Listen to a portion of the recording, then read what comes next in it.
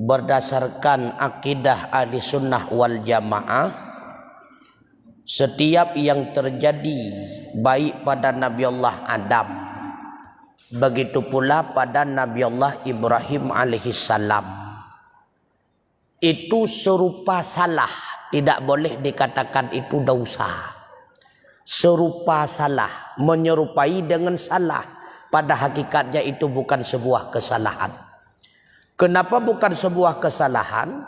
Karena yang dilakukan oleh Nabi Allah Adam sesuai dengan harapan daripada Allah Ta'ala, sesuai dengan iradahnya Allah Ta'ala. Memang Allah wujudkan asbab, jalan untuk dapat diturunkannya Adam dari surga ke dunia. Maka yang dilakukan oleh Nabi Allah Adam itu bukan sebuah kesalahan, sesuai sebagaimana yang diharapkan oleh Allah. Nah, jadi ke asbab jid geputra Nabi Adam kena udonya gede kedi.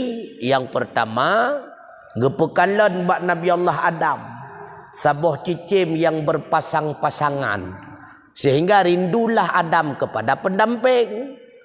Jadikanlah Siti Hawa daripada tulang rusuknya.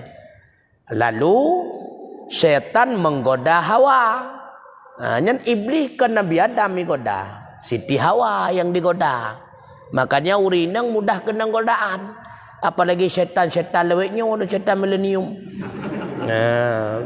Jadi Hawa yang digoda. Berah ba Siti Hawa.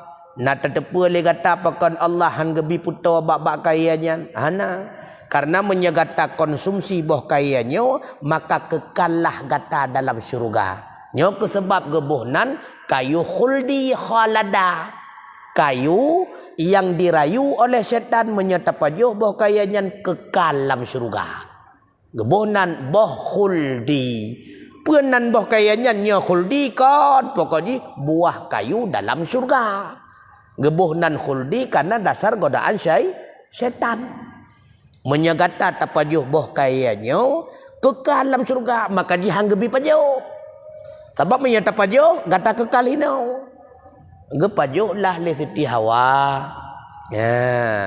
Wateka gepajuh le Siti Hawa, maka diusirlah Hawa daripada syurga. Sedangkan Adam adalah orang yang sungguh sangat cinta kepada Hawa. Kekasih terusir. Man pelom ke? Nah, dak ketanya kalau ganyan cit. Menya Hawa kan usir ya Allah, bah long-long ke dia terusir. Gepajuhlah li Nabi Allah Adam.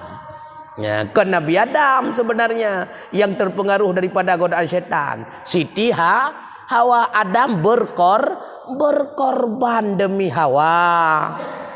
Gepajuhlah li Siti Hawa, maka Nabi Allah Adam pun neusir li Allah dari syurga. Apakah itu sebuah kesalahan? Tidak.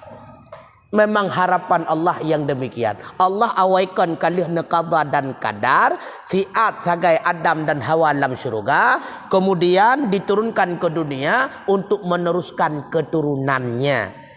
Lalu Allah buka jalan. Allah buka jalan agar kejadian itu pasti terjadi. Dah jalan kebuka oleh Allah Ta'ala. Geperasa lam ati Adam. Geperasa lam ati Adam keinginan benar pendamping. Kemudian Allah wujudkan Hawa. Allah wujudkan pada diri Hawa sebuah perbuatan yang menyerupai kesalahan. Dan Allah wujudkan pengorbanan bak Nabi Allah Adam. Karena ada perbuatan yang dilakukan oleh Hawa yang hanya sebatas sebab. Maka pernah lun jawab tengku. Ada dasar jawaban daripada sidra ulama. Getanyang le sidra murid bak sidra ulama. Abu pakiban menurut pendapat drawana Abu buat yang nepu buat le Nabi Allah Adam alaihi salam tersebut, gejawab le ulama tersebut. Andai kata menyetekedi lon bak watannya Nabi Adam, kon cuma boh ilu pajuh bak lu mamo. Pakai pegah menan karena yang dilakukan oleh Adam alaihi salam sesuai dengan harapan Allah. Wallahu a'lam bissawab wa ilaihil marju wal ma'ab. Assalamualaikum warahmatullahi wabarakatuh.